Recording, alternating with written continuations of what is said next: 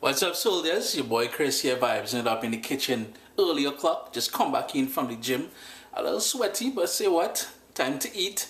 I notice I have some leftover mashed potatoes. Yeah, it's not too often I just play around with that, but I want to elevate that and make it into a breakfast. So I've got some leftover bacon, some mashed potato. We're gonna go in with a little touch of garlic, a little bit of onions. Ooh, eating well this morning. Gosh, my lip looking dry, boy. I need some Vaseline. Anyways, sit back. This will not be posted on CaribbeanPot.com because it's not necessarily a Caribbean recipe, but it will be posted on ChrisDeLaRosa.com for those of you who would like to be able to print it. Love your vibes up to man.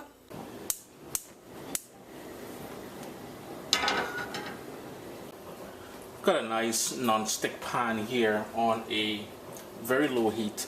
I'm just going to go in with about a tablespoon of butter.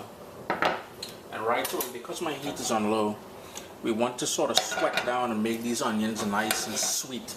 So I've got here one onion that I just cut into rings. And again, my heat is on low.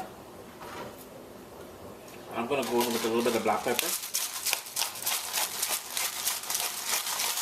And I want to sweat that down for about 4 or 5 minutes. To help bring out some of that sweetness in the onion, I'm just going to go in with a tiny bit of sea salt, bearing in mind that the butter I'm using is already salted, as well as the mashed potatoes. And this is the sort of mashed potato I have from the night before. There's some Yukon Gold potatoes with some skin. I like having the skin in there for a little bit of texture. It's already salty as it is. It's already salted, so I'm just going to hold back on the amount of salt that I use here. My onions are nice and soft now. They've gone translucent. So I've got here 1 clove of garlic that I finely chopped. And I've also got a couple more ingredients to go in there. I have 2 strips of bacon, leftover bacon that I had, chopped it up very fine. And I've got here 2 scallions that again sliced up very thinly. And just for a little bit of kick, nothing too spectacular, because I mean to say it's not too much about heat. I've got some crushed pepper flakes that I'm just going to go in there with. Heat's still on low, and you want that to go for about 2 minutes or so, just to bring out all those flavors and to waken up that bacon. The garlic, nice touch. It's now time to add the mashed potato. So what I'm going to do is I'm just going to move this over to the side a little bit, because the mashed potato is straight out of the fridge. I just want to warm it up a little bit before we start mixing everything.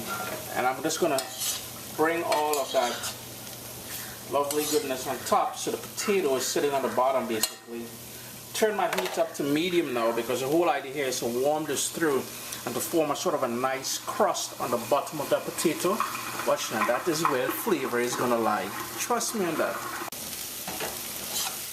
Potato is nice and soft now, so what I'm going to do is kind of press it down, give everything a good mix. Heat still on medium-high, because again, we want to form that sort of crust on the bottom. And all it will take at this point here is probably about 3 or 4 minutes to bring everything together and to get that sort of lovely little crust that we're looking for. Just wanted to show you that sort of crust I'm talking about there. And once you flip it over, you're going to have that. So keep flipping it over until you get that nice crust going on. Chris here, CaribbeanPot.com. A wicked way to enjoy leftover mashed potatoes the next day. This is going to be my breakfast. Just waiting for my egg over there. And it's fire.